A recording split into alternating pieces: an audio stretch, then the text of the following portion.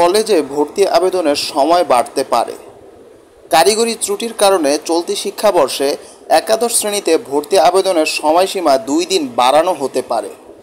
আগামী 11 জুন পর্যন্ত ভর্তি আবেদনের সময় বেঁধে দেওয়া হলেও তা 15 জুন পর্যন্ত বর্ধিত করা হতে পারে।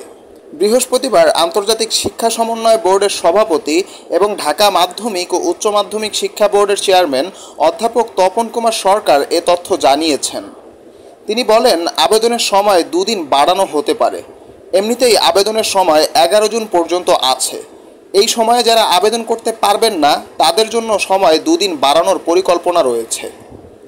কতজন শিক্ষার্থী ভর্তির জন্য আবেদন করেছেন জানতে চাইলে অধ্যাপক তপন কুমার সরকার বলেন, বুধবার বিকাল 4টা পর্যন্ত সারা দেশে 4,94,000-এর মতো আবেদন পড়েছে। এর মধ্যে পেমেন্ট করতে পেরেছেন 3,20,000 শিক্ষার্থী। প্রসঙ্গত, এবার এসএসসি ও সমমান পরীক্ষায় 16,72,153 জন শিক্ষার্থী পাশ করেছেন। সে হিসেবে এখনও আবেদনের বাইরে রয়েছেন 11.5 লাখের মতো শিক্ষার্থী। একাদশ শ্রেণীতে অনলাইনে আবেদন করতে www.xiclassadmission.gov.bd ওয়েবসাইট ভিজিট করুন।